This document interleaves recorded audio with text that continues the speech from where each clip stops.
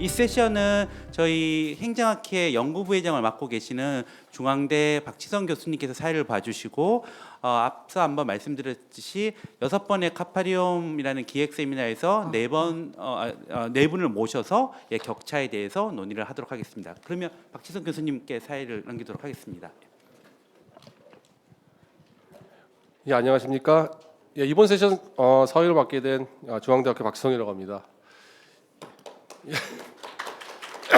예, 이번 세션은 어떻게 보면 이제 행정학회 2024년 행정학회에서 이제 1년 농사를 이제 다 모아서 이제 추수하는 자리라고 볼 수 있습니다. 그래서 지금 학회 저 여름학회도 하고 그리고 중간 중간에 카페리움이라는 이름으로 이제 하나의 주제, 즉 한국 사회에 있어서 격차 또는 이제 불평등, 어떻게 보면 이제 차이라는 이런 그 보편적 개념이 격차로 되고 또 격차가 또 사회적으로 어떻게 좀 왜곡돼서 불평등을 지금 낳고 있는데요. 이제 그런 현상에 대해서 이제 저희 행정학 또는 이제 정책학의 시각에서 어떻게 이해하고 이 문제들을 어떻게 좀 풀어 나가야 될까에 대해서 지금 다차원적인 논의가 있었습니다. 이제 오늘은 이제 그 여러 네 영역에 있어서 굉장히 전문가 네 분을 모시고 네 분들께 이제 이러한 것에 저희가 이제 1년 동안 논의한 것에 대한 이제 좀 개괄적인 그리고 이제 좀 비판적인 좀 의견을 좀 듣는 그런 자리를 마련하고자 했습니다. 그래서 먼저 네 분 오늘 같이 그 논의를 해주실 네 분 먼저 소개해드리도록 하겠습니다. 예, 먼저 제가 갖고 있는 이제 순서대로 말씀드리겠습니다.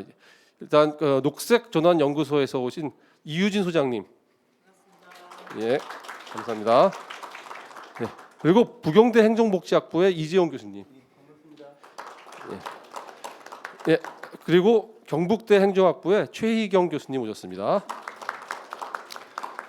예, 그리고 정보통신정책연구원의 조성은 박사님, 예, 감사합니다. 예, 이상 네 분께서 이제 그 말씀해 주실 텐데 이제 저희가 좀 사전적으로 한 4가지 정도의 이제 사전 질문을 먼저 드렸습니다. 이런 좀 주제로 좀 말씀해 주십사. 예, 그 주제 4개를 먼저 말씀드리면요. 첫 번째는 지난 이제 저희가 이제 카파리움을 했었는데 지난 카파리움 발제를 바탕으로 해서 해당 분야 여기 계신 전문가분들이 다들 이제 한 분은 이제 저희 이제 기후 문제 그리고 이제 복지 문제 그리고 다문화 정책 그리고 이제 그 정보 정책 이렇게 각각 그 정책 영역에서 전문가 분들이신데 본인들의 그 전문 해당 분야에서 격차 이런 것이 어떠한 현황으로 나타나고 있고 이것이 실제로 문제 즉 불평등의 문제를 어떻게 지금 나타나고 있는지 좀 간단하게 좀 말씀해 주십시오. 저희가 첫 번째로 여쭤봤고요.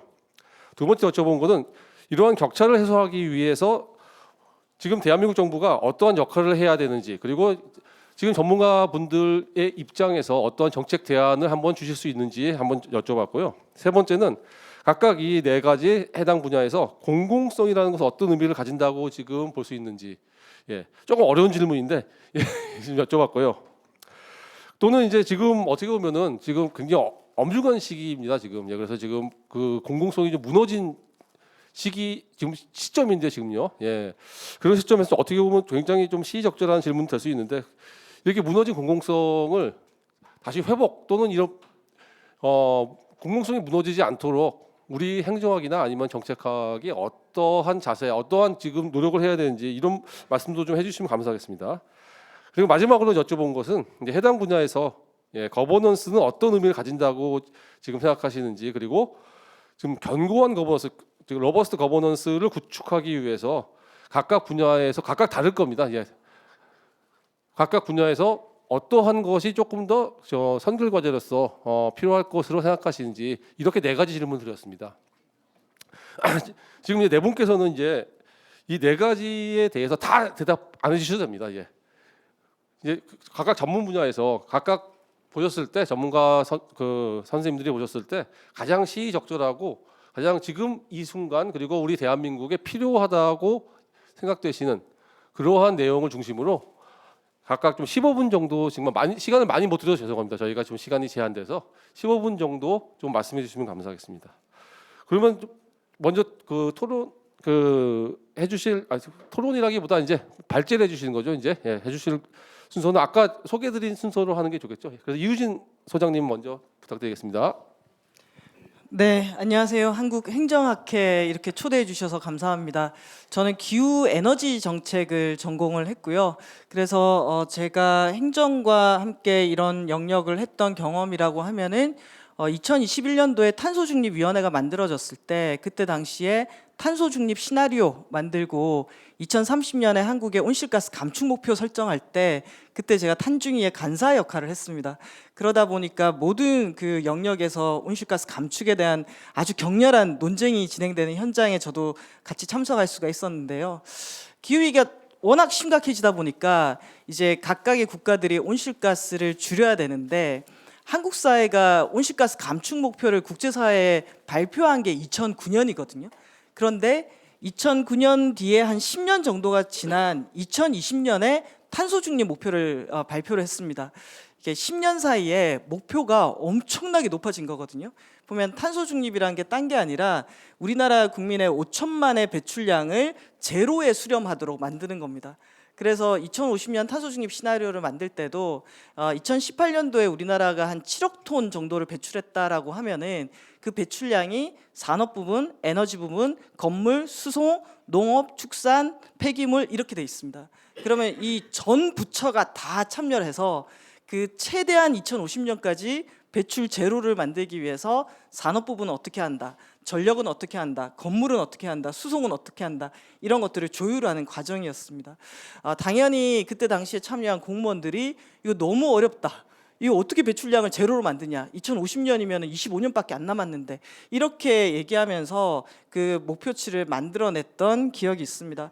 그랬을 때 첫 번째 질문이 기후위기와 탄소 중립에 있어서의 해당 분야의 격차가 어느 정도고 그게 어떻게 영향을 미치느냐라고 했을 때, 좀 일반적으로 얘기를 하자면은 탄소 중립으로 가는 과정에서 누가 충격을 받고 누구에게는 또 기회가 있을 텐데, 이 기회와 충격을 공공이 어떻게 조율할 수 있느냐라는 게 첫 번째 좀 질문이 될 수 있을 것 같고요.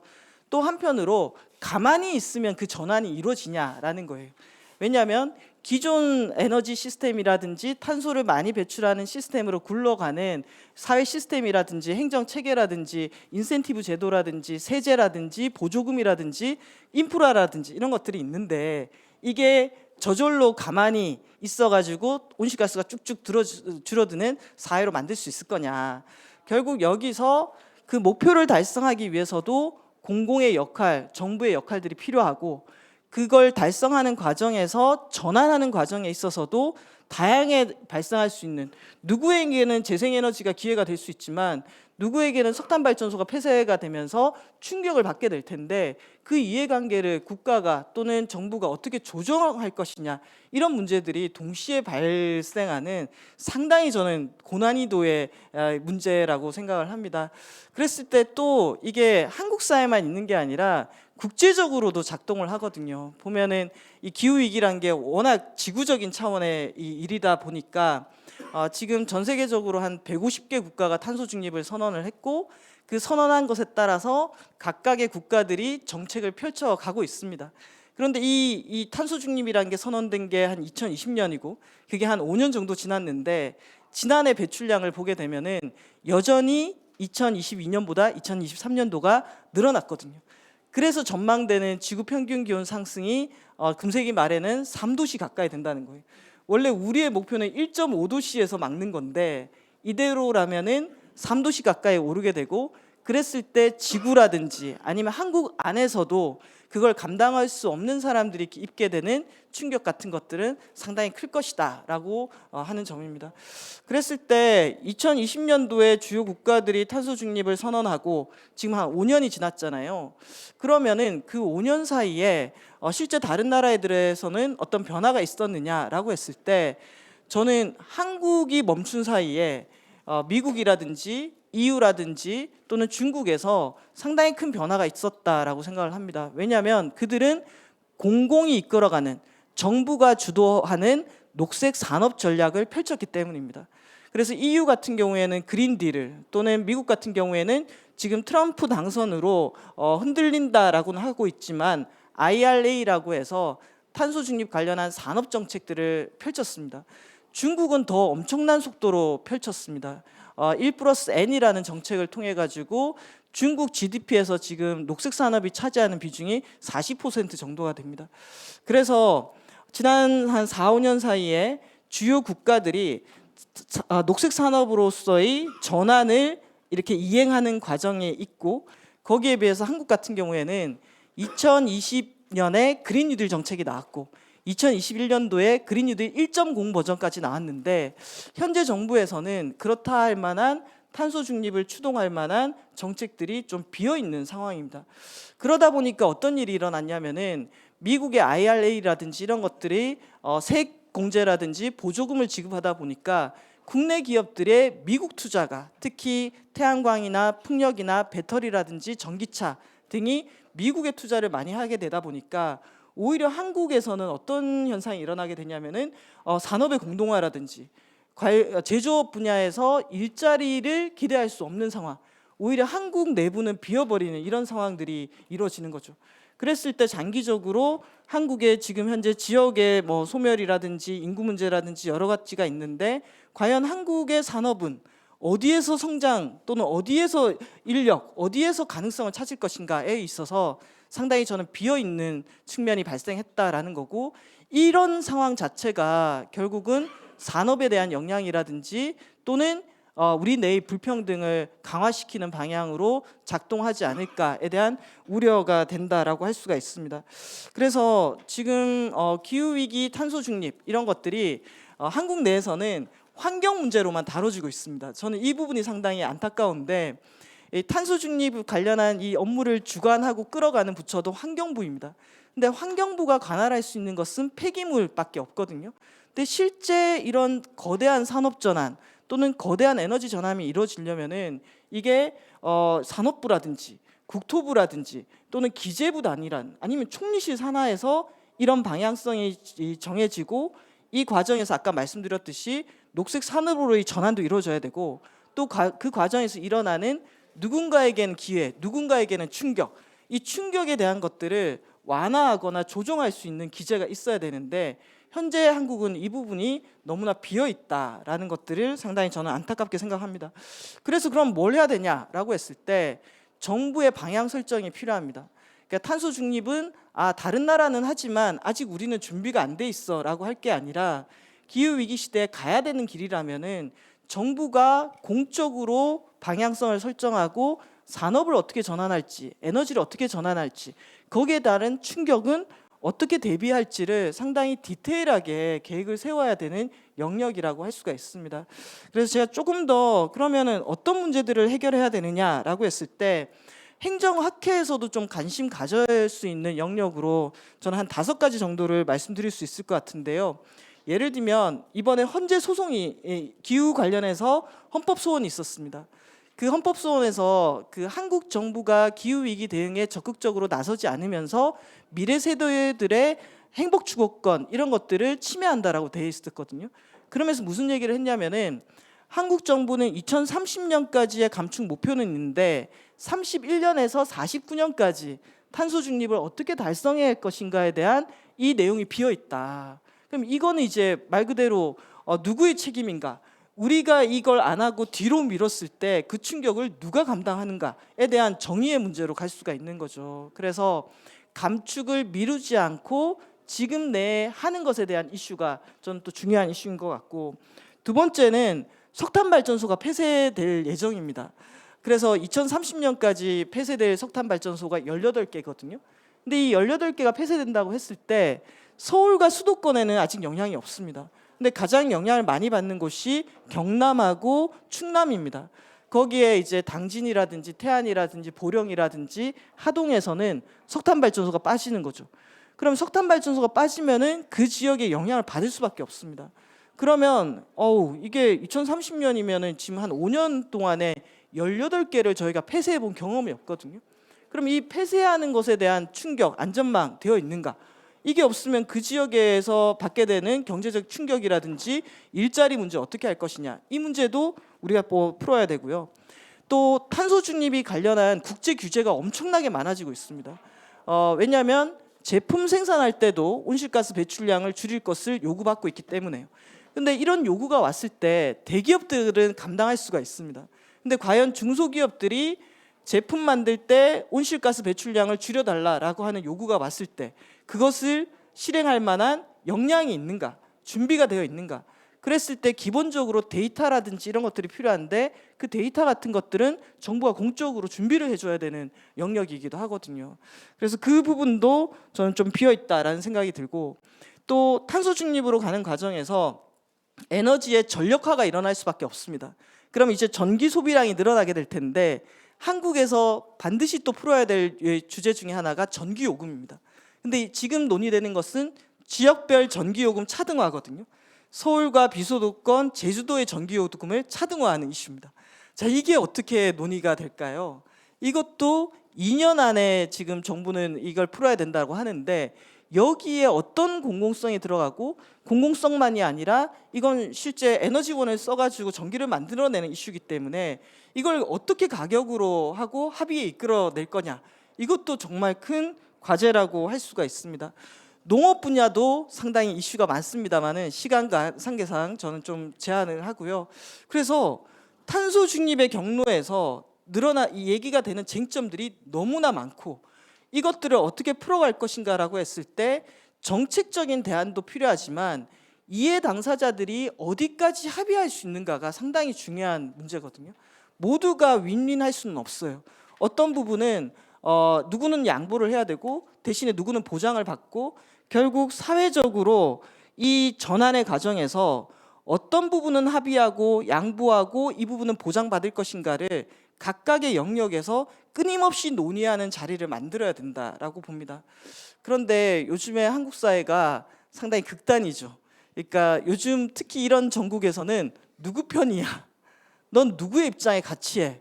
이런 거지, 조율, 합의, 타협 이런 것들이 작동하지 않는 상황인 거죠. 그랬을 때 어떤 거버넌스를 이렇게 첨예한 이슈마다 작동시킬 것인가가 저는 상당히 중요하고, 여기서 저는 행정학회의 역할이 있다라고 생각합니다. 하나만 예를 들자면은 12월 10일에 정부가 석탄발전 전환 협의회라고 출범을 시켰습니다. 아까 제가 말씀드렸던 18개의 석탄발전소가 문을 닫으니까 거기에 대한 대책이 필요하겠죠. 근데 그 10일 날 출범한 석탄발전 협의회는 정부 주요 부처하고 그 석탄발전소가 있는 지자체하고 5개의 공기업이 참여를 했습니다. 와, 이렇게 세 군데만 참여해서 합의하면 그 결과가 받아들여질까? 이런 질문이 있는 거죠. 예를 들면은 독일 같은 경우에도 탈석탄을 하면서 탈석탄 위원회를 만들고 탈석탄 법을 만들어서 그 과정을 진행을 했는데요. 그때 딱 석탄 발전에 관련된 이해 당사자들만 모으지 않았습니다. 왜냐하면 석탄 발전을 폐쇄함에 따라서 들어가는 공적인 비용들은 사회가 전체적으로 부담을 하는 거기 때문에 딱 이해 당사자들만 협의하는 게 아니라 그 관련한 여러 쟁점들을 다양한 학계라든지 종교계라든지 또는 노동자라든지 관련한 지역 주민이라든지 이런 분들이 모여가지고 논의할 수 있도록 해야지 출구가 열리더라고요. 그래서 누가 어떻게 논의해서 합의하고 방향을 만드는 구조를 만들 것인가에 있어서 거버넌스 측면에서 그동안은 우리가 주로 이해 당사자들이 거버넌스의 대상자가 됐다라면은 여기에 같이 비용을 지불하고 같이 감당해야 되는 사람들이 함께 참여해서 논의하는 구조들을 여러 영역에서 많이 만들어야 된다. 만약에 우리가 이런 것들을 논의하고 합의하는 것에 실패한다면은 사실은 기후위기 대응이든 탄소 중립이든 누구도 그 비용을 같이 감당하거나 부담하지 않을 것이다라는 생각이 들었습니다. 그래서 저는 지금 이제 본격적으로 이제 이 문제들을 어떻게 풀어갈 것인가에 있어서 정부 구조에 있어서 사실은 한국이 기후변화나 이 문제를 제대로 다뤄온 국가가 아닙니다. 늘 후순위에 있었어요. 그래서 세계가 제도를 만들고 실행을 할 때 우리는 다시 시작해야 되는 상황일 수도 있습니다. 그렇다면은 후순위에 있는 이 기후 문제와 우리가 해결하고 타협해야 될 이 수많은 문제들을 어떤 정부 조직과 구조를 가지고 어떤 거버넌스를 가지고 풀어갈 것인가가 정말 중요한 주제다라는 얘기를 드리고 싶었습니다. 네, 여기까지가 저의 메시지였습니다. 감사합니다. 예, 너무 좋은 말씀 감사드리고요. 예, 시간 관계상 저는 최소한으로 말씀드리고 바로 예, 다음 분 좀 말씀드리도록 하겠습니다. 예, 다음으로는 이제 부경대학교 이재용 교수님 예, 부탁드리겠습니다. 예, 부경대학교 이재원입니다. 저는 이렇게 뭐 토론하고 이럴 줄 알았는데 강연이 돼버릴까. 근데 던져준 질문이 굉장히 어렵습니다. 이게 애초에 동영상 강의 찍을 때는 그냥 제 마음대로 해도 되는데 이건 답안지를 쓰게 만들었는데 제가 맡았던 주제가 이제 지역 격차에 대한 이야기인데요. 정답은 그렇죠. 이제 모든 것에서 격차가 났기 때문에 중앙 정부는 대폭 돈을 주고 지방의 모든 도로에 황금칠을 해야 된다. 계속 그렇게 이제 정책 기조가 가죠. 일단 근데 그렇게 황금칠을 할수록 지역의 사람이 더 빠져나가니까요. 그러니까 이게 황금칠을 빼는 게 낫겠다. 회귀 분석하면 그렇게 될 겁니다. 아무것도 안 주면은 격차가 없어질 거다. 그래서 이다음부터는 이제 소설을 좀 써야 될 것 같다는 생각을 많이 하죠. 이렇게 그동안 하고 있는 모든 것들은 다 실패한 거다. 이렇게 적절하지 못하다. 이제 행정학에서 계속하는 주제가 이제 적실성에 대한 이야기들이고 정책학이 만들어졌을 때도 문제 해결에 대한 이야기들인데 개발연대 60년부터 해서 한 60년 동안의 국가 정책한 것이 불균형이고 격차를 계속 강화시켰던 거라면 그동안에 있는 정책은 다 폐기를 해야 그 다음에 이에 대한 이야기가 나오는데 격차를 심화시켰던 정책을 가지고 격차를 완화시키겠다 하니까 다 실패 아니냐. 이제 제가 던지는 문제는 그였습니다. 그러니까 그 다음부터는 완전히 이제 소설이 되는 거죠. 검증을 해봤냐, 뭐 외국에는 그런 게 있느냐. 검증을 할 수가 없죠. 아무도 국가에서 그렇게 접근하지 않거든요. 그리고 외국은 있느냐? 외국은 없죠. 그런 나라가 없으니까요. 그래서 제가 그랬죠. LA 주변에 보니까 LA 빼고 전부 다 사막이니까 그 남가주는 완전 격차가 심하다고 이렇게 불안하게 인식을 해야 되는데 아무도 심하다고 인식을 안 하거든요. 그래서 인식의 문제인가 그 생각도 좀 하다가 그러면 수도권에서 그냥 한 4천만 명 정도를 수용하면 되죠. 아, 남산을 깎고 한강을 매립하면 되겠다. 다 원하잖아요. 그래서 지방에 있다 보면 자기 자식 다 서울 보내놓고 남의 자식 안 내려온다고 그렇게 걱정을 하고 있는데 이게 국민들이 너무 이제 의식 수준이 높아진 거죠. 잘 모를 때는 이제 고향 지키고 있으면 되는데 저희 집안의 형님들 종소는 절대 서울 가면 안 된다고 했는데 근데 다 이제 가잖아요. 이제 그런 시대는 지났다라는 거죠. 그러면 완전히 이제 새로운 그림을 그려야 된다는 생각을 좀 많이 하고 있습니다. 그럴 때 이제 지금 상황에 대해서 어떻게 볼 것인가 뭐 그런 겁니다. 이제 수도권 인구가 50%를 넘어서면서부터 지금에 있는 불균형이라는 개념들은 더 이상 유효하지 않을 거다. 이건 통과가 될 수가 없죠. 수도권 이익에 반하는 어떠한 의사결정들은. 그리고 지방의 균형 발전이라고 주는 정책들은 다 낭비일 거다. 이렇게 이제 문제를 좀 던져보고요. 그리고 지금 같은 격차가 심해질 때는 기준점이 뭐냐라는 게 제 고민 중에 하나거든요. 부산은 해방 직후에 인구가 30만 명 정도였거든요. 그러다 이제 한 500만 가다가 지금 한 330만 명인데 그럼 어디서 막아야 되는 거죠? 한 200만 명 정도? 그것도 과할 것 같은데요. 그 산부지에서는요. 그러니까 걱정되는 건 아파트 값이 떨어진 게 걱정인데 그러면 그거를 계속 유지시켜 준다는 거는 기존에 있는 기득권들을 계속 보장하면서 뭔가를 한다는 거니까 그건 답이 없는 거죠. 그래서 뭐 그런 생각이 있으면 기준점도 안 잡고 그냥 격차가 문제다라고 하는 것들은 매우 무책임한 거다. 그런 생각을 좀 하죠. 울릉군이 한참 나갈 때 3만 명 좀 됐는데 지금 울릉도는 한 8천 명쯤 되거든요. 그럼 울릉군은 몇 명 정도를 국가가 보장을 하면서 격차나 이런 부분들을 생각해야 되는가? 그런 거 할 때 그 기준이 없죠. 저출산 문제도 마찬가지고. 되게 이렇게 적응해야 되는 시점에서는 방어 전략이 중요한데 그럼 이제 방어선을 쳐야 되는데 방어선은 하나도 없이 그냥 걱정만 하고 있는데 알고 보면 아무도 걱정하지 않더라는 거죠. 제 주위에 별로 걱정하는 사람이 없는 것 같아요. 자기 애들 다 서울 보낸던데요. 뭐. 그리고 다 결혼 안 하고 있고 결혼 안 하고 있는데 저출산을 걱정하지 않습니까? 이게 굉장히 모순적인 건데 그게 그 기준점은 우리가 산업사회개발연대 시점에서 보니까 그런 거다. 그게 다 15세에서 65세 인구 기준으로 해서 지역은 이렇다라고는 우리 도시정책에 있는 교과서들의 그 기준들을 가지고 있으면 답은 안 될 거다. 뭐 저는 그렇게 보고 있습니다. 이제 저희 때가 20대 결혼을 해야 된다고 제가 30 좀 넘어서 하겠다니까 아버지한테 야단 많이 맞았거든요. 지금은 아유 30 안에 결혼하면 고맙죠. 이렇게 기준점 자체가 계속 바뀌고 있으면 우리가 가지고 있는 이 행정학 교과서도 다 바꿔야 될 것 같은데 공무원 시험 문제 때문에 못 바꾸는 거 아닌가?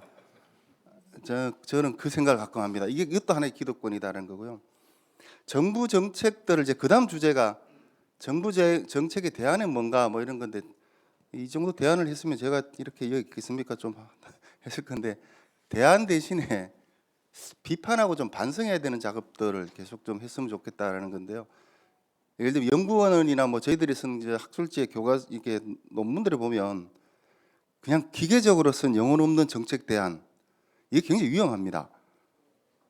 왜냐하면 뒤에 계량 분석 막 해갖고 T값 나오면 검증됐다고 그 별표 2개, 3개만 나오면 된다고 쓰는데 그 결론은 막 생각나는 대로 막 써요.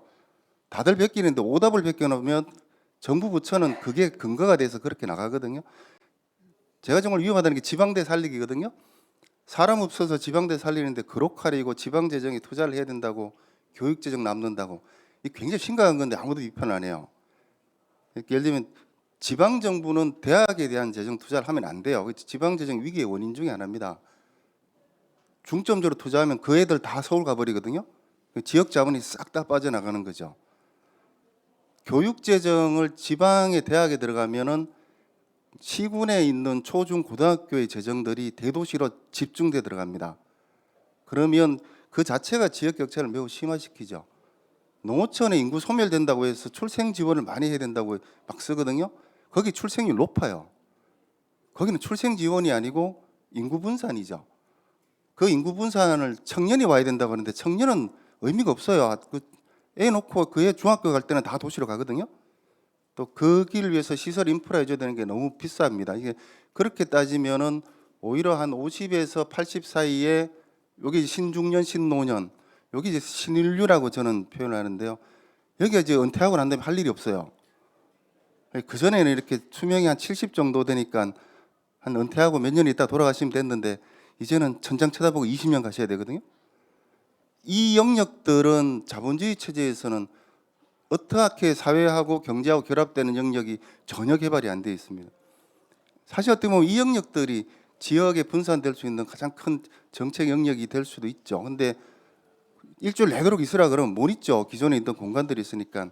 이럴 때 이제 나오는 제도적인 상상력들인 거죠. 주 4일째 하자. 그럼 4일과 3일의 시간을 나누면은 공간도 4일의 공간과 3일의 공간이 나누는데 뭐 5도 2천 간데 저는 5일, 2일은 안 될 것 같아요. 그는 2일은 의미가 없는 공간이라서 올해 3, 4 정도로 해서 시스템을 바꾸고 주소도 하나 더 줘야죠. 3일의 공간과 4일의 공간에 대한 권리 행사가 더 필요한 거죠. 이제 그런 것들을 하고 그리고 이제 좀 보너스로 대중교통 수단도 전국 환승 체계 만들어서 부산서 시내버스 찍으면 서울도 똑같이 시내버스 찍을 수 있게 이게 뭔가가 이렇게 이게 분리된 것이 아니고 다 같이 움직이는 거다. 결합되어 있는 거다. 이 개념들로 가는 거죠. 이게 생활 인구 막 이렇게 막 들어가는데 그것도 굉장히 모순이 많은 거예요. 생활 인구는 서울이 더 많거든요. 수도권은 빼고 지방의 생활 인구 하니까 경주는 생활 인구가 1,000만 명 이렇게 되거든요. 그 KTX 지나가는 자리는 다 생활 인구가 되니까. 근데 그거는 지역은 기본적으로 정주 중심으로 가야 된다는 기본 철학을 버리는 거죠. 그리고 인구의 양만 생각하고 있는 거기 때문에 그런 건 좀 곤란할 것 같다라는 생각이 있고요. 그래서 현재 하고 있는 정책 자체가 오히려 대안이 아니고 다 더 격차를 심화시킨다. 좀 비판을 해야 되는데 되게 정책을 보면 평균 중심으로 해서 정책을 해야 되는데 우리가 개발연대에서 이렇게 살아오다 보니까 항상 맥시멈 기준으로 합니다. 그래서 지역에 뭔가 신기한 게 하나 있으면 그거 다 전국에 확산하라고 이제는 안 되는데 안 되거든요. 그래서 이제 그런 부분도 저희 쪽에서 대안을 만들고 이럴 때는 좀 신경을 좀 써야 될 것 같아요. 이게 결론 부분을 좀 신경 써서 이걸 만약에 공무원이 읽고 이대로 정책을 한다면 자기는 그 연구자로서 책임질 수 있는가? 그 부분들을 많이 저희도 좀 놓쳤다는 거 있고요. 대안 중에 이제 하나는 계속 제가 생각하는 것이 사람 중심의 격차의 관점이죠. 이게 지금 격차를 보는 거는 다 중앙정부가 과거의 시설 중심의 격차로 보는 거죠. 의료의 격차가 많죠. 많은데 다 병원 수, 의사 수 이거로 이제 격차로 따지는데 지역에 있다 보면은 그런 개념이 아니고 내가 의료 서비스를 예를 들면 부산에 있는데 삼성의료원이나 아산병원에 그냥 바로 갈 수 있는가? 주민들은 그게 더 중요할 수도 있죠. 부산대병원이 삼성병원이 될 수 있는가? 근데 안 되거든요. 이런 식 개념들이죠. 그래서 사람 중심으로 격차를 하다 보면 시설이 아니고 서비스로 가기 때문에 우리가 가지고 있는 정책 지표를 전부 다 좀 바꿨으면 좋겠다. 이게 소방서 개수가 중요한 게 아니고 불 끌어올 때 다 도착하는 시간이 중요한 것처럼 그런 지금 저희가 지표는 전혀 안 만들고 있어서 격차 지표도 새롭게 좀 만들었으면 좋겠다는 그런 생각을 많이 해주지. 그런 게 있어야 이제 분석이 될 것 같은데요. 이걸 이제 거꾸로 하는 게 많죠. 지역에 사람이 없어서 지역이 소멸된다 그러는데 그러면 사람이니까 복지를 좀 늘려줘야 되는데 복지는 포퓰리즘이니까 하면 안 된다. 그러고는 시설을 져라. 그래서 출렁다리 만들고 상징물 짓는데 자기 집 위에 케이블카 지나가면 사람들 다 이사 가거든요. 그러니까 지역은 개발하면 할수록 사람이 떠나버리죠. 이런 경우는 중앙정부 관점에서 자꾸 정책을 만들어서 그런데 중앙정부의 각 부처의 정책은 기능별로 보면 지역이 사람이 없어야 자기 성과가 올라가는 기준으로 되어 있습니다.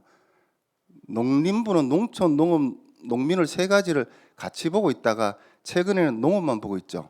농민이 농촌에 많을수록 농업 생산성은 떨어지니까 농민이 없을수록 좋을 거예요. 되게 그렇습니다.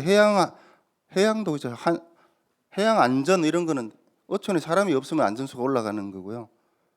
산업자원 쪽도 산업자부의 성과 지표가 산업단지 가동률이거든요. 그러면 지방에 사람이 없는 게 나아요. 한국 외국인 노동자가 낫죠. 국토부는 사람이 없어야 개발이 잘 되죠. 그래서 국토부가 놓는 도로들은 사람 없는 산골로만 다 도로를 놓고 있죠. 중앙정부는 기능별로 다 역할 분담이 되어 있기 때문에 사람과 지역을 같이 볼 수가 없는데 우리는 그 부서에게 자꾸 뭔가를 요구를 하게 되는 거죠. 그러고는 지역 격차라는 것들을 포장을 해서 예산은 더 따가고 있는 그런 게 많습니다. 이게 재정사업 신청 분석하다 보면 이거는 뭔가 구조가 잘못된 거다. 저는 그 생각을 많이 하죠. 그다음에 이제 나온 주제가 이제 공공성이었는데 이게 사실 저희 쪽은 지역 쪽은 이게 지리적 정의 그래서 테리토리얼 저스티스 사회적 정의 이 개념들을 많이 쓰는데 이건 거의 다 이제 부동산 개발로 들어가면서 유명무실화가 됐죠. 이렇게 이 사회적 정의를 그대로 여기에 넣으면 맥시민이라는 요 기준들을 좀 넣었어야 되거든요. 그래서 지방 재정 여건과 상관없이 국가가 전국적으로 보편적으로 보장해야 될 게 뭔가 이 고민은 없죠. 없고 다 중앙광역 기초의 기존에 있는 체계를 그대로 유지시키니까 그럼 지방 재정 자립도가 이제 최근 들어서 50% 이하로 떨어지고 국고보조 사업이 이제 40%가 넘어섰거든요. 그럼 지방의 모든 재원들은 중앙정부 재원 사업에 그냥 저수지다. 그럼 자체 사업은 없는 거죠. 그쯤 되면 재정에서는 정의가 없어졌다.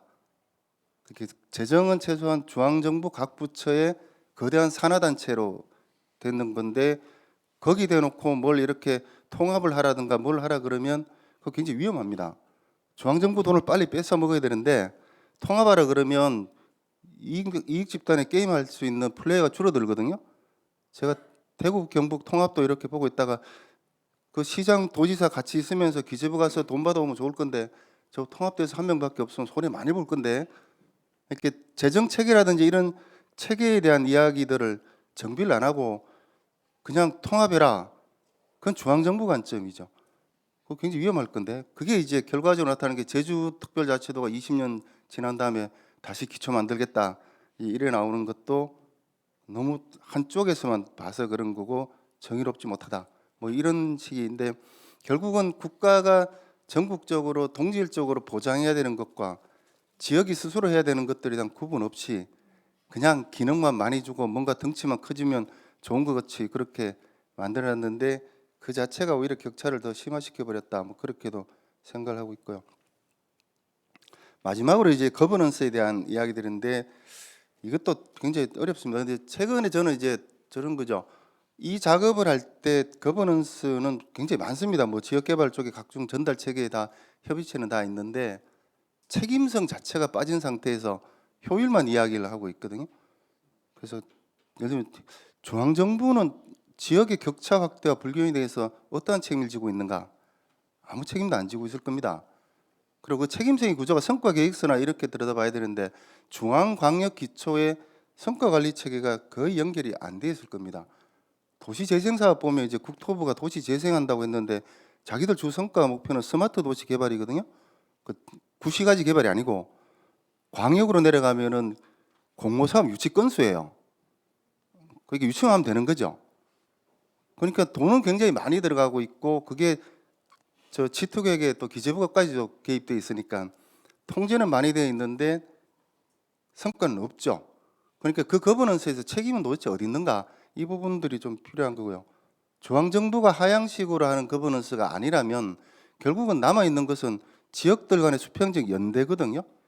근데 이 연대를 위한 제도가 저게 완전히 빠져 있죠. 예를 들면 재정 같은 경우는 돈이 없으니까 중앙정부가 다 걷어가지고 나눠준다니까 기재부는 지방은 자꾸 얻어먹는다 뭐 이렇게 해서 재정국 갈 때 제가 약간 좀 기분이 나빠서 니 돈이가 그랬거든요. 이게 완장차고 지돈이고 행세를 하고 있는 거죠. 국민들이 세금을 납부한 것이 그 배분 자체가 실패했다는 자체에 대한 반성이 없는 거죠. 그건 다 수직으로 연결돼서 격차를 조정한다는 명분으로 더 격차를 심화시켰던 거죠. 최근에 뭐 보통 교부세나 이쪽 보면 수도권과 대도시의 비중이 더 늘어나고 있거든요. 불교부 단체가 한 10년 전에 11개쯤 됐는데 지금 4개니까 결과적으로는 지방 돈들이 서울로 다 올라온 거죠. 그러면 행정안전부는 어떤 책임을 지는가? 아무 책임이 없죠. 지금 구조에서는. 근데 이렇게 수평적 연대를 하라 그런다고 해서 지자체 간에 협의를 잘하라 이렇게 해서는 될 문제는 아니고요.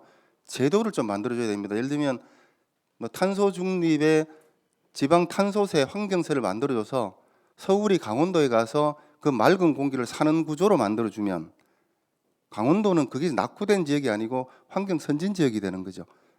뭔가 이렇게 하면서 중앙정부의 조정 메커니즘이 없이 지역에 스스로 조정할 수 있는 이런 방식들 그리고 이제 마지막에 이제 그 재정분권하고 고민할 때 보면 결국 권력이다라는 생각이 많이 듭니다. 뭔가 안을 만들어서 가면 국회에 들어가면 좀 이상하게 바뀌어요. 재정분권은 특히 더 그랬는데 안을 만들어서 가니까 행정안전부의 권한만 늘었죠. 그러니까 기재부의 권한이 행정안전부로 늘은 거지 지방으로는 안 갔죠. 그래서 나중에 보니까 국회의원들이 지방의원한테 권력을 넘겨주기 싫었구나. 그 생각을 좀 많이 했습니다. 결국은 이제 지방의회를 지방자치법에 행정부가 통제하고 국회가 통제하는 이런 구조를 만들고 지방 보고 스스로 주체가 돼서 지역 개발을 책임 있게 하라. 이런 이야기는 저는 거짓말이다. 이렇게 보고 있어서 그 제도 정비들을 좀 해주고 지방에 대한 책임도 좀 묻고 그래야 되지 않나 해서 이게 하나를 따지면 너무 복잡해서 여기까지 해서 줄이겠습니다. 고맙습니다. 예, 좋은 말씀 감사합니다. 이제 바로 이어서 최희경 교수님께서 말씀해 주시겠습니다. 예, 경북대학교 최희경입니다. 저는 2008년부터 현장조사 베이스로 북유럽의 사회정책만 공부를 해왔습니다. 행정학계 쪽에서는 사실 좀 활동이 드물었다가 최근 몇 년 최근에 좀 발표를 하고 있는데요. 제가 이번에 발표했었던 거는 스웨덴의 다문화, 그러니까 시민과 이방인이라는 주제로 스웨덴이 최근에 여러분들 뉴스나 언론에서 보셨던 것처럼 이민자 문제로 거의 망하다시피 한 그런 상황이 됐습니다. 그래서 이번에 발표한 부분은 바로 그 문제였지만 제가 지난 15년 동안 계속 북유럽을 다니면서 확인했던 것은 북유럽 사회가 가지고 있는 경쟁력의 핵심은 자율, 자치라는 그 부분이었습니다. 조금 전에 이무영 교수님께서 정말 좋은 강연을 해주셨는데 제가 2019년에 800페이지가 넘는 북유럽의 공공가치라는 책을 쓰면서 그 사례 중심으로 썼었는데요. 거기서 북유럽의 공공가치의 핵심은 결국 공동체 중심의 사회적 가치와 개인의 자율과 자치라는 그런 자율, 독립이라는 개인주의적 가치가 정말 절묘하게 결합되어 있는 사회다라는 그거 하나를 주장하는데 정말 많은 노력을 했습니다. 특히 북유럽이라고 하면 복지 정책을 너무나 잘 알고 계셔서 국가가 다 해주는 그런 공동체 가치가 큰 것이 아닌가라고 흔히들 그렇게 생각하시기가 쉬운데, 실제로 그 나라에서 살아보거나 그 나라 사람들을 만나보면 정부가 할 수 있는 일은 정말 우리가 보충성의 원칙이라고 그러죠. 개인이 못하는 것은 가족이 못하면은 지역사회가 안 되는 걸 지자체가 하고, 그게 안 되면 국가가 나선다라는 그 원칙이 얼마나 철저하게 움직이고 있는가 하는 걸 볼 수가 있습니다. 이민자 문제가 심각해지는 것의 사실은 근본적인 이유는 이민자들이 바로 이런 시민권, 그러니까 시민으로서의 책임, 시민으로서의 의무, 국가가 나서지 않아도 스스로 할 수 있다라는 그 가치가 어떤 그 스웨덴이나 북유럽의 원어민들한테는 그게 너무나 일반적인 가치인 것에 반해서 이민자들의 경우에는 그것이 너무나 낯선 부분이기 때문에 이것이 완전히 괴리가 된 사회, 지금 스웨덴이나 북유럽이 안고 있는 문제는 바로 그런 부분에서 나타나는 겁니다. 그래서 이번에 발표했었던 것은 바로 그 문제지만, 오늘은 제가 그 북유럽의 어떤 공공가치라는 전반회를 통해서 짧은 시간에 좀 말씀을 드려야 될 것 같습니다. 결국 시민으로서의 책임이나 의무, 권리뿐만이 아니라 이제 그 부분이 핵심이다라고 하는 것은, 아까 소장님께서도 이제 그 환경 문제를 말씀을 하셨는데, 스웨덴에서의 가정 폐기물의 매립 비율이 그 배출 폐기물의 1%밖에 매립이 안 됩니다. 나머지 99%가 재활용 재생이 되는데, 그것이 정부가 나서서 한다고 할 수 있는 문제가 아닙니다.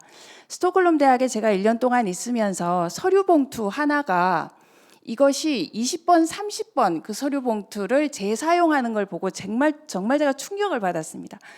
스웨덴이라는 나라가 엄청나게 많은 산림 자원을 가지고 있고, 흔한 것이 사실 종이라면 종인데, 그 서류 봉투 하나를 20번, 30번 누구에게 보내고 또 그 사람은 지우고 그 다음에 누구에게 보낸다. 이거를 수십 번씩 봉투 하나를 그렇게 사용하는 거는, 이건 정부가 나서서 할 수 있는 게 아닙니다. 그러니까 결국 시민 개개인의 자발적인 어떤 활동이 가장 기반이 되는 사회다라는 게 굉장히 무서운 건데요. 바로 지난주에 제가 조직학회에서 발표했었던 것이, 스웨덴의 코로나19가 왜 끝까지 봉쇄를 하지 않고 다른 나라가 그렇게 많은 규제 중심으로 갔는데 왜 규제를 하지 않았던가에 대한 논문을 바로 지난주에 제가 발표를 했습니다. 계엄령이 터지기 이틀 전에 제가 원고를 넘겼었는데, 제가 그 거버넌스에서도 말씀을 드리겠지만, 스웨덴이 끝까지 규제라든가 봉쇄를 하지 않고 시민 여러분들 스스로 제발 권고 지침만 내릴 테니까 알아서 좀 조심해서 해주세요라는 것을 거의 끝까지 갔었던 이유의 가장 큰 핵심이, 스웨덴 헌법에서 규정하고 있는 전쟁이라든가 전쟁의 위기가 아니면 결코 개인의 자유를 억압하는 그런 조치를, 비상계엄 조치를 할 수가 없다라는 그 헌법 규정에 너무나 엄중했었기 때문입니다. 스웨덴의 인구가 우리의 5분의 1밖에 안 되는데 사망자라든가 이런 거는 우리와 상대도 안 될 만큼 엄청나게 많은 피해가 특히 초반에 났었습니다. 그럼에도 불구하고 정부가 규제를 하는 것에 그렇게 신중을 의회가 그렇게 꺼렸던 이유가 바로 그런 헌법의 엄중한 규범, 가치를 지켜야 하지 않느냐라는 바로 그 부분이었고, 결국 1년쯤 지나서야 겨우 규제를 기본적으로 할 수 있는 특별법을 만들었지만 굉장히 제한적으로만 실행을 했습니다. 그리고 초등학교 15세까지의 교육시설은 끝까지 학교는 절대로 봉쇄를 안 한 상태로 갔습니다. 교육이라는 것이 함께 하는 그런 사회적인 가치를 하는 것이 굉장히 중요하기 때문이라는 것이 기본 부분이었고, 무엇보다도 이 어린이들은 감염이 될 가능성이 많지 않고 치사율이 높지 않다라는 그 근거 하나로 끝까지 학교를 봉쇄를 안 했었습니다. 학교장 재량으로 심각할 경우에 봉쇄할 수 있는 그런 기준만 뒀었던 거고, 그래서 결국에는 이 시스템이 갖고 있는 자율이라든가 자치, 특히 하나만 더 제가 예를 들면, 바로 제가 한 1년 전쯤에 힘들게 그 퍼블리시를 했던 논문이었는데요. 스웨덴 도로의 76%가 사도입니다. 개인 도로입니다. 개인 도로라는 게 무슨 뜻이냐면, 사도라고 해서 이 민간 도로가 아니고요. 자기의 땅을 내서 주민들이 같이 도로를 만들고 자기들이 이 비용을 부담을 해서 도로를 관리를 하는 겁니다. 정부는 거기에 대해서 굉장히 좀 필요한 부분에 대해서만 그 도로를 정비를 한다라든가 부분적으로만 이 그 비용을 분담을 하고요.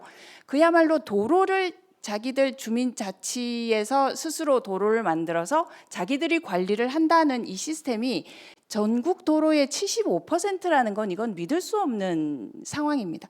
그러니까 이것이 굉장히 일찍부터 관습법적으로 이루어져 왔고 정부는 다만 그거를 자발적으로 운영할 수 있는 기본법을 만들고 있습니다. 그러니까 정부가 할 수 있는 일은 시민들이 자발적으로 움직일 수 있는 기본 시스템을 만드는 거.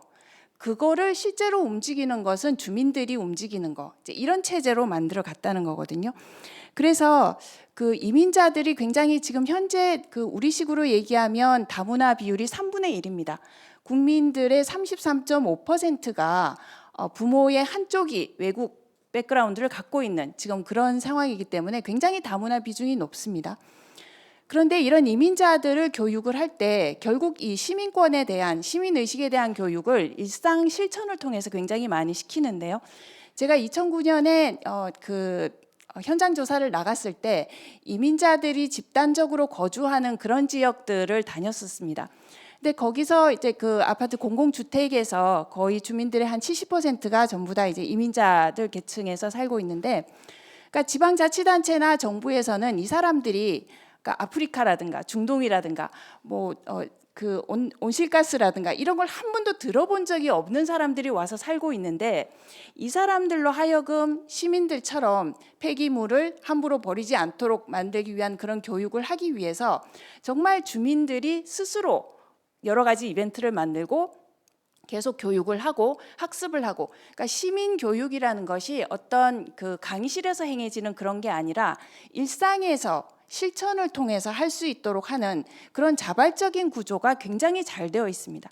그리고 정말 정부는 거들 뿐 굉장히 기본적인 어떤 그 서포트만 하는 그런 정도에 그치고 있어서요. 그래서 이런 부분들이 우리가 그 거버넌스를 얘기를 할 때에도 다시 그 정리를 말씀을 드리겠습니다만, 결국에는 이 공공성이라는 이런 부분이 또 이민자들이 굉장히 이 이민자 교육에 신경을 쓰고 있고 그것이 최근에는 더더구나 안 되고 있어서 어려움을 겪고 있는 바로 그 부분이 바로 공공가치, 공공성이라는 부분이고, 그 공공성을 얘기할 때는 어떤 공동체 가치라든가 함께 해야 된다라든가 그 기저에 결국 한 사람 한 사람이 기본적으로 책임을 지고 잘해야 된다라는 그 가치가 뒷받침이 되지 않으면 굉장히 허망한 얘기밖에 될 수 없다라는 그런 얘기인 거죠.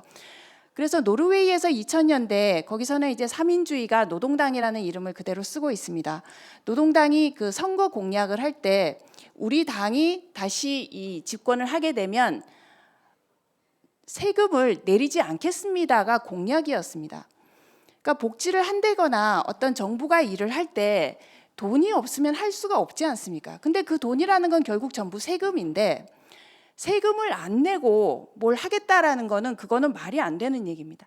그러니까 결국 우리나라에서 이제 북유럽이 굉장히 다른 굉장히 이질적인 사회이기 때문에 거기에 정책이나 제도를 함부로 그냥 가져와서는 안 된다는 게 저는 굉장히 좀 신중론한 그런 그 입장인데요. 그 중에서 가장 저는 핵심 키포인트가 뭐냐 하면 재정에 대한 문제입니다. 근데 그 북유럽에서는 공공 서비스에 대한 가격을 솔직하게 얘기를 하고 이거를 하기 위해서는 여러분들이 세금을 이만큼 내야 됩니다를 설득하는 게 정치인들의 가장 큰 의무입니다. 근데 우리나라는 여당이든 야당이든 뭐 진보든 보수든 할 것 없이 전부 그냥 무상으로 공짜로 해주겠다라는 얘기만 주구장창 해왔기 때문에 국민들이 완전히 그런 수익자적 의존성에 너무나 깊이 매몰되어 있는 겁니다. 그래서 항상 정부에게 뭘 해내놔라는 식이고 정부는 항상 돈도 없으면서 뭘 해주겠다라는 시혜적인 정책만 늘 펴고 있기 때문에 이런 엇박자가 수십 년 동안 쌓여서 재정은 재정대로 파탄이 나고 지금 제대로 해줄 수 있는 건 없고 정부는 모든 분야에 있어서 굉장히 얇은 정도로 도포하는 정도로만 지금 하고 있지 않습니까? 그러니까 북유럽이 복지 정책이 되는 거는 핵심 분야에 거의 무상으로 해줄 수 있는 부분만 해주고 나머지는 주민들이 알아서 하라는 그런 거의 그런 주의로 가고 있습니다. 의료 정책만 하더라도 NHS 정부가 세금으로 해서 거의 무상으로 해주고 있지만 사실은 그 밑바탕에는 뭐냐 하면 국민들이 태어나면서부터 자기 건강 관리를 계속해서 병원에 거의 가지 않는다라는 걸 전제로 하고 있습니다. 근데 지금 우리나라처럼 이렇게 의료 시스템 헐값에 전문의를 보고 있는 이런 상태는 그 나라 북유럽에 비해서 5배 정도 지금 의료를 많이 수요를 하고 있거든요. 가고 있단 말입니다. 당연히 의료 재정이 파탄이 날 수밖에 없는 상황입니다. 그래서 이런 부분들이 정부가 함부로 해줄 수 있다라는 얘기를 절대로 하지 말고 정확한 공공 서비스에 대한 비용을 정확하게 알리고 필요한 돈에 대해서는 국민들을 설득해서 받아낼 수 있는 그런 구조가 필요하고, 거버넌스에 대해서 제가 잠깐 말씀을 드리면 지난주에도 제가 얘기를 했지만 스웨덴 같은 경우에는 의회 헌법에 대한 그 존중, 헌법의 가치를 지켜야 된다라는 게 굉장히 철저하게 그 밑바탕이 되어 있고, 중앙 정부, 그러니까 내각의 그 장관 중심의 중앙 부처의 그 권한과 규모가 굉장히 작습니다. 중앙 부처의 공무원은 전체 공무원의 1%가 채 안 됩니다. 장관들이 명령을 할 수 있는 권한이 없습니다. 헌법에 의하면 내각이 집단적으로 집단 의사결정을 해야 되기 때문에 해당 장관이 그 부처에 직접적으로 명령을 하거나 개별적으로 통치할 수 있는 그런 구조가 아닙니다. 내각 전체가 책임을 지는 구조로 되어 있습니다. 그래서 상대적으로 그렇게 되면 공공기관, 전문성을 기준으로 하는 공공기관, 실제 집행기구가 굉장히 큰 자율성을 갖고 있다는 얘기고, 코로나19 때는 스웨덴에서 지나치게 많은 정도로 공중보건청이 너무 많은 권한을 갖고 있어서 감당을 못할 정도여서 초반에 오히려 좀 미스매치가 됐었던 부분이고요. 그다음에 지방자치가 정말 엄격하게 되어 있습니다. 290개의 기초지자체를 중심으로 해서 특히 그 기초자치단체 이상으로 아까 말씀드린 주민자치가 너무나 철저하게 움직이고 있기 때문에 그런 부분이 바로 북유럽 체제가 갖고 있는 장점이라면 장점이라고 생각을 합니다. 그래서 만약에 우리나라가 북유럽의 시스템을 정말 좋다라고 생각해서 받아들이려고 한다면 위쪽에 있는 그런 정책만을 갖고 오는 것이 아니라 그 기반에 깔려 있는 환경이라든가 기본 시스템, 그리고 개인의 어떤 시민의식, 시민권에 대한 이런 부분에 대한 것을 계속 같이 강조를 하면서 갖고 오지 않으면 굉장히 겉도는 제도밖에 안 될 거라고 생각을 합니다. 굉장히 많은 얘기를 드리고 싶지만 시간상 짧게 이 정도로 하겠습니다. 감사합니다. 예, 좋은 말씀 너무 감사드리고요. 예, 저도 시간 관계상 바로 이제 다음 마지막 말씀해 주실 조성훈 박사님 부탁드리겠습니다. 안녕하세요. 정보통신정책연구원의 조성은입니다. 제가 앞에 세 분보다는 제가 이번에 발표했던 거는 디지털 격차에 대한 것인데요. 앞에 세 분에 비해서는 그 디지털 격차를 깊이 파고들지는 않았습니다. 근데 저가 ICT 정책 연구를 하는 분야에 있고 거기에서 당연히 사회 정책의 디지털 격차 해소는 중요한 주제 중에 하나이지만 하지만 또 어떤 측면에서는 또 핵심으로 최우선으로서 정책이 논의되어지지 않은 분야이기도 하고, 그리고 1995년에 처음에 정부 보고서에 디지털 격차라는 그때는 정보 격차였겠죠. 그 디지털 격차라는 용어가 처음에 등장했을 때부터 지금까지 이 해소 정책, 그러니까 디지털 격차 해소 정책이 계속해서 지속되어 왔으나 여전히 사회 고질 아직 해소되지 않은 문제 중에 하나이고, 이 와중에 저희가 팬데믹을 겪으면서 그 전에 또 디지털 격차라는 거는 그냥 어쨌든 한번 해소를 해야 되는 부분이었었는데 팬데믹 이후에는 또 새로운 문제로 제기되기는 했었죠. 그러니까 예전에는 디지털이라는 건 하나의 수단이었잖아요. 다만 많은 사람들이 사용하고 있으니까 이 수단을 좀 보편화시키는 과정에서 조금은 역량을 좀 더 그 취약계층의 역량을 키워야겠다라는 정도였는데, 팬데믹 때는 이제 비대면 사회 경험을 짧게 하면서 디지털 수단이 필수가 되었을 때 필수 서비스를 받지 못하는 사람들을 경험을 하고, 나도 이제 더 이상 디지털을 외면할 수 없겠구나라고 해서 느꼈던 사람들, 그리고 우리 사회가 보통 그러니까 정부 서비스도 디지털화한다고 하지만 어쨌든 그런 디지털 서비스를 사용하지 못하는 사람들을 위한 대체 수단이 있어야 된다는 것이 기본이었다가 지금은 그 기본조차도 조금 흔들리는 거는 팬데믹이 아주 큰 영향을 미쳤다고 생각을 해요. 그러한 그런 변화 과정에 지금 있고 그 와중에 또 2022년 생성의 인공지능이라는 것이 등장하면서 또 우리가 예측할 수 없는 방향으로 이제 디지털 격차가 또 갈 건데 그런 부분들에 대해서 이제 고민하는 그런 발표를 했었습니다.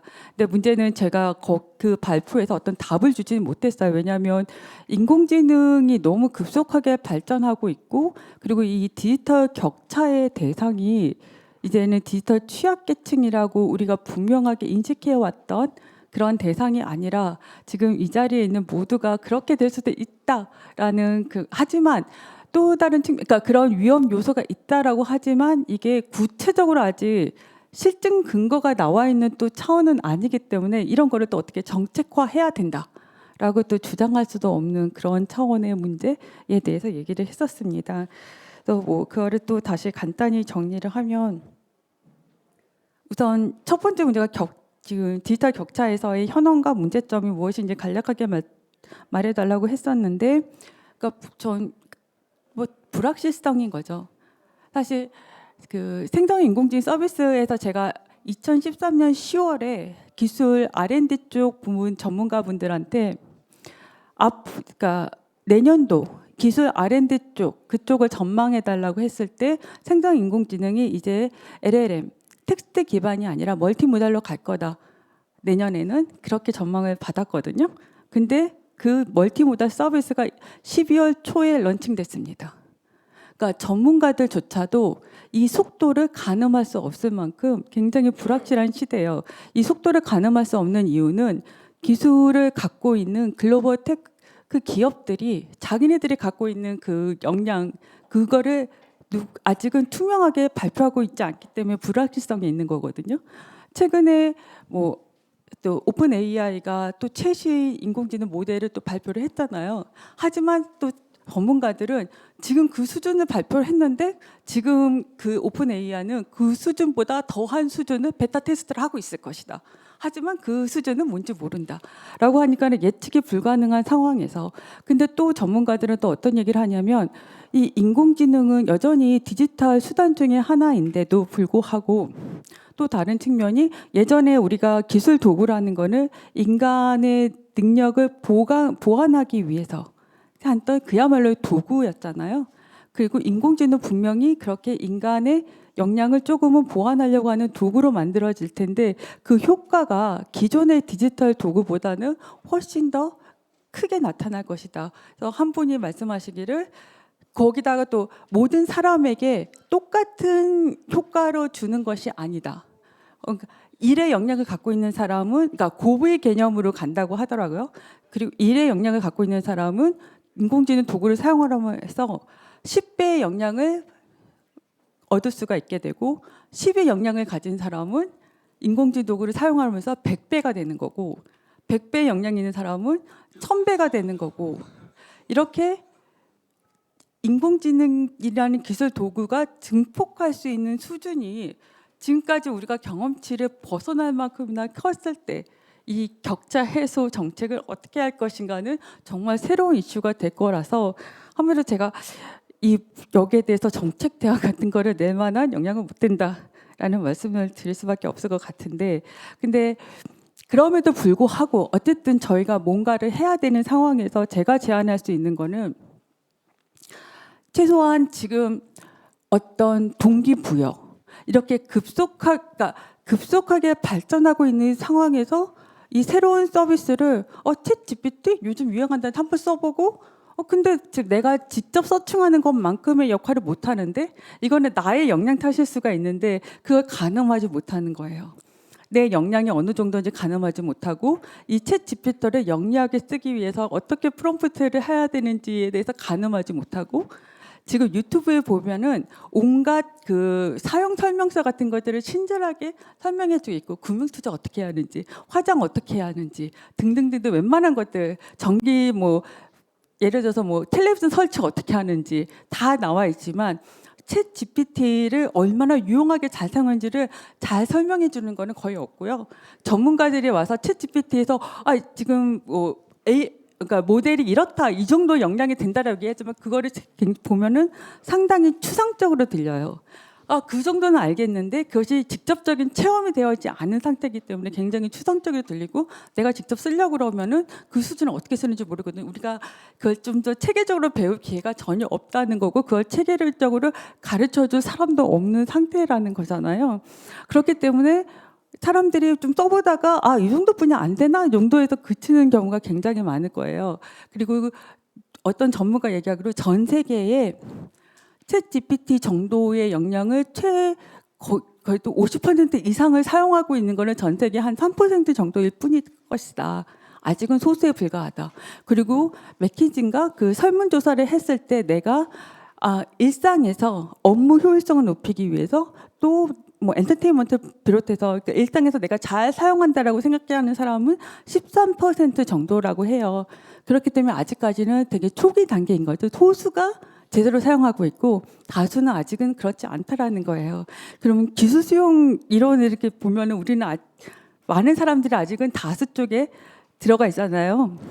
그러면 많은 사람들이 대중들이 그 신규 서비스를 채택하는 그 단계까지 갈 때까지는 예전에는 정책적으로 무엇을 할 것이라는 시기가 있었지만 지금은 그 소수의 혁신가들이 잘 활용하게 되었을 때 그때 그렇지 않은 사람들 그 사이의 간극이 어마어마하게 벌어질 수 있는 가능성이 있는 상황에서 여기서 정부가 무엇을 할 수 있을까?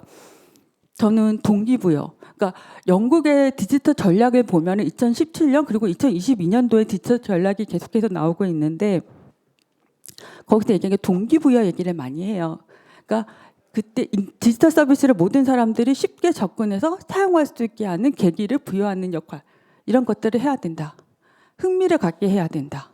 인공지능 서비스를 흥미를 갖게 하는 정책 구고 그리고 또 미국 같은 경우에는 모범 사례 개발에 대한 얘기를 많이 합니다. 그 모범 사례라는 거는 정말로 챗 GPT 사용해서 업무 효율성을 어떻게 높이는데를 구체적으로 내가 체험할 수 있는 수준만큼이나 구체적인 사례들이 좀 소개가 된다 그러면 훨씬 더 직접 나도 이걸 따라서 한번 써볼까? 해볼까라고 하는 그런 거. 근데 사실은 지금 위험성에 대한 얘기들은 위험 요인에 대한 얘기들은 추상적으로 나와도 그 불안감은 굉장히 증폭이 되는데 좀 좋은 방향으로 갈 거라는 것이 추상적으로 나오면 잘 안 받아들여지거든요. 그것이 구체적으로 나오면 나올수록 도움이 될 거라고 생각이 들고요.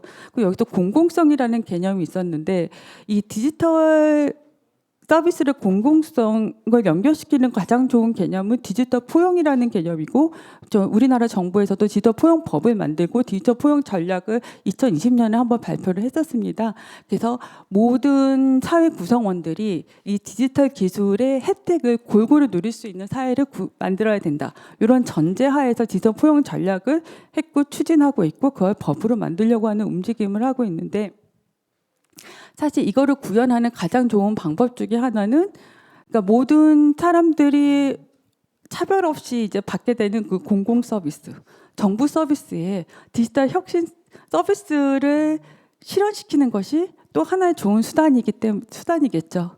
근데 그거를 어떻게 잘하느냐 또 하나의 관건일 텐데 영국과 미국 같은 경우에는 아예 그러니까 TF를 뿌리거나 사무국을 따로 두고 이 정부 부처 전체를 관장하는 그 역할을 하는 기관을 만들었더라고요. 그래서 가장 필요한, 그러니까 이 디지털이라는 것이 디지털과 아날로그가 그 업무 단계별로 섞여 있으면 섞여 있을수록 가장 비효율적이잖아요. 차라리 아날로그로만 다 하거나 디지털로만 다 하는 건 아직 우리나라에서 전 세계에서 아직 구현이 안 됐다고 한다면 첫 번째 디지털 했다가 아날로그 갔다가 디지털 갔다가 아날로그 하면 행정 처리가 가장 어려운 그런 단계인데 그거를 극복하고 다 디지털 하다 가장 효율화하려고 그러면 전 정부 부처에 효율적으로 이 시스템이 갖추어져야 되잖아요. 미국과 그러니까 영국의 그 목표가 그거예요. 그러다 보면 필요한 것들이 뭐냐? 우선은 대량의 IT 인력들이 필요한 건데 지금의 공무원 채용 시스템으로는 그거를 할 수가 없으니 유연하게 새롭게 IT 인력을 기존과는 다른 인력 시스템으로 채용하는 그런 거를 담당하는 TF나 사무국을 만들었더라고요. 그리고 또 한편에서는 거기서 관장을 하지만 실질적으로 정말 필요한 세부적인 IT 그 인재들은 각각의 또 정부 부처마다 각각의 사무국마다 또 다르게 명확하게 알고 있잖아요. 그러면 거기서도 임의로 할 수 있는 자격을 주고 거기에 그 한 것들을 컨트롤만 하는 그런 역할도 부여를 하고 있고요. 그 다음에 이 IT 인력 뽑아놨는데 이 사람들이 인공지능 뭔가에서 모델을 개발하고 설계하고 해야 되는데 컴퓨터가 지금 공무원 시설의 컴퓨터 아마 오피스 컴퓨팅 수준일 거예요. 문서 작업하는 정도? 그걸로는 안 되잖아요. 그럼 슈퍼컴퓨터 정도의 시스템이 필요하다 그러면 인프라를 구축하는 데도 돈을 집중 투자하는 거. 그리고 지금 IT 인력 뽑았는데 위에 결정을 내려야 되는 그 고위 공무원들이 거기에 대해서 영향이 미치지 못한다 그러면 제대로 결정이 안 되겠죠. 그래서 고위 공무원을 교육하는 프로그램 이런 것들 유기적으로 해서 하나 전반적으로 그 계획을 잡고 그 계획을 웹에다 공표를 했고 그거는 누구나 볼 수가 있고 이것이 계획대로 체계적으로 된다라는 것을 검증하는 또 다른 수단이 될 수가 있고요. 또 영국은 그 아예 국가 기술 표준이라는 걸 만들어서 자, 인력 채용에 대한 기준, 인프라에 대한 그러니까 각각의 필요한 거에 대한 기준들을 만들어서 이 기준에 맞춰서 하도록 해서 시스템화하는 작업을 하고 있더라고요. 그래서 이 정도는 해야지 디지털 포용을 정부 서비스 통해서 구현해 볼 수 있다라고 할 수 있는데 우리나라는 지금 어느 정도인가 한번 되돌아본다 그러면 어떠십니까? 지금 디지털 플랫폼 정보는 아무래도 행정학 쪽에서 많이 담당하고 있는 분일 텐데 아마 거기서 어떤 역할을 했었으면 좋았을 텐데 아직 그게 법적으로도 그 정도 역할을 할 만한 권한을 주진 않았다는 문제도 있었겠지만 앞으로 이런 최소한 그 정도로의 뭐 그 정도의 거버넌스가 한번 구축이 되면 좋겠다라는 생각. 그리고 아까도 얘기했듯이 정부에서 또 중점을 둬야 되는 거는 모범사례 개발은 정말 중요할 것 같아요. 그러니까 미국 같은 경우에는 그 공공시설, 공공서비스에 인공지능 서비스가 만약에 들어간다고 한다 그러면 사용 사례 시나리오를 매년 발간해야 되는 의무를 부여를 했더라고요. 거기에는 우리가 흔히 인공지능 서비스 투명성 원칙이라고 얘기를 하잖아요. 그래서 인공지능 이 서비스의 원래 목적이 뭐고 그리고 그래서 이걸 통해서 어떤 혜택을 얻을 수 있고 그래서 실질적으로 어땠는지에 대해서 구체적으로 하는 사용 사례들을 하는 보고서들을 투명하게 근데 그런 것들이 하나하나가 모범 사례가 될 수 있다라고 생각을 하거든요. 그래서 우리나라도 그런 거를 물론 기업에도 그렇게 인공지능 윤리 기준을 지켜라라고 얘기하고 있지만 그것도 공공 서비스도 이걸 체계적으로 지킬 수 있는 시스템을 먼저 만들어 놓고 그리고 이런 혁신 시스템을 좀 효과적으로 받아들일 수 있는 좀 집중적인 투자 계획 같은 것들이 마련되면 좋겠다라는 생각이고 그런 것들을 제안하고 싶었습니다. 네, 이상입니다. 예, 너무 너무 좋은 말씀 감사합니다. 예. 정말 죄송하게도 지금 저희가 좀 세션 시간이 좀 늦게 시작해서 지금 좀 시간 지나서 끝났는데 다음 세션이 바로 있어가지고 저희가 좀 너무 좋은 말씀들 풍부하고 앞으로 저희가 꼭 그 유념해서 논의해야 될 말씀 많이 해주셨는데 거기에 대해서 토론이 좀 있으면 좋은데 못 하고 끝나게 돼서 정말 죄송하게 말씀드리고요. 예, 그래서 이제 이상으로 이번 세션 마치도록 하겠습니다. 예, 감사합니다.